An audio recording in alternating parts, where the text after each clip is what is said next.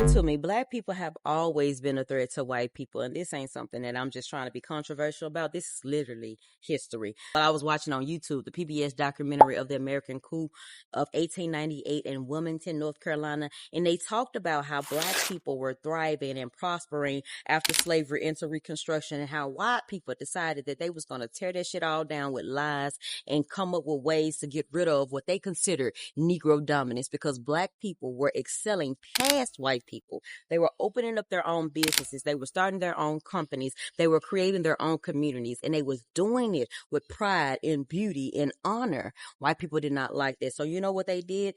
After black people started to become government officials and hold those seats and be able to vote and be elected into government, white people was like, nah, we can't have that, because that's not what our forefathers and our Anglo-Saxon ancestors created. They didn't want us to be inferior to the African people. Literally created lies. There was a prominent black man during that time, Alex Manley. He was an editor and publisher of his own newspaper, and he was basically the source of information of, you know, what was going on, not even within the city, but the entire state.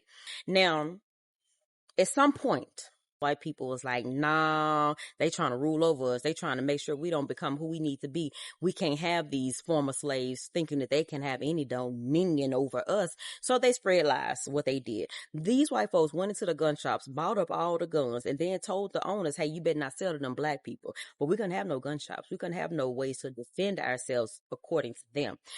These folks, prominent figures, were ran out of Wilmington. They were killed.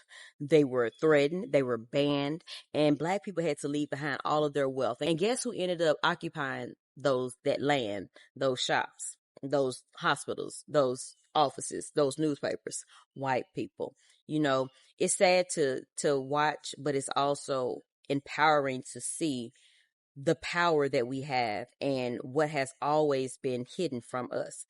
Black people are powerful beyond measure. What was that quote? Our deepest fear is not that we are inadequate. Our deepest fear is that we are powerful beyond measure.